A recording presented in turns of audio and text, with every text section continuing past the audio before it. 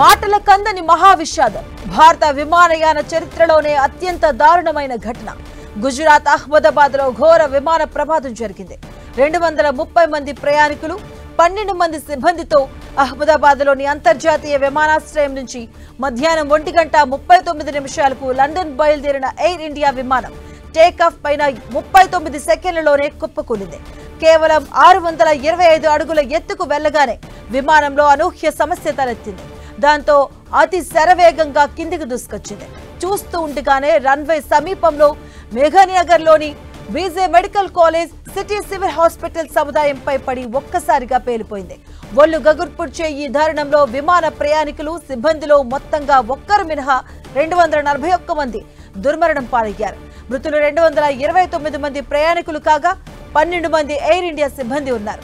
మరో 24 మంది వైద్య విద్యార్థులు చనిపోయారు.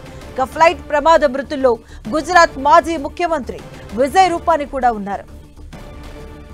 230 మంది ప్రయాణికుల్లో 169 మంది భారతీయులు కాగా 53 మంది బ్రిటన్ వాసులు, 7 పోర్చుగల్ వాసులు, 1 కెనడా పౌరుడు. వీరితో పాటు 2 పైలట్లు, 10 మంది సిబ్బంది ఉన్నారు. బ్రిటన్ లో స్థిరపడ్డ రమేష్ విశ్వాస్ కుమార్ బుచ్వాడ అనే ప్రయాణికుడు గాయాలతో బయటపడి ఆసుపత్రిలో కోలుకుంటున్నాడు.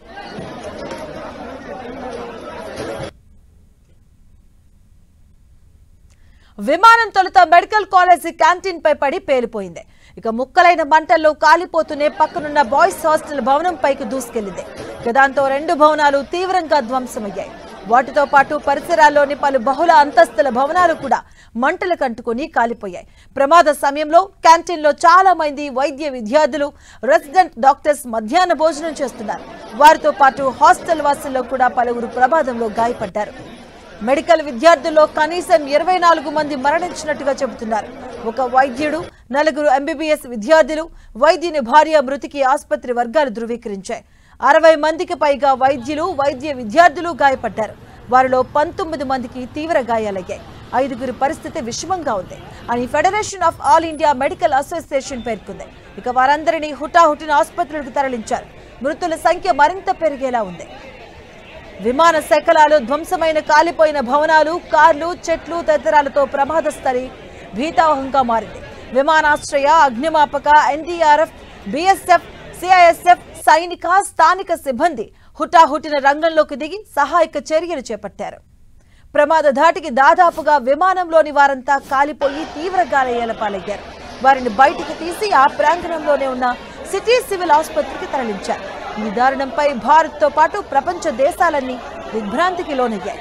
రాష్ట్రపతి ద్రౌపది ముర్ము, ప్రధాని నరేంద్ర మోదీతో పాటు బ్రిటన్ రాజు చార్లెస్ III, ప్రధాని స్మార్టర్, పలువురు దేశాధినేతలు, రాజకీయ తదితర రంగాల ప్రముఖులు సంతాపాన్ని వెలిబుచ్చారు.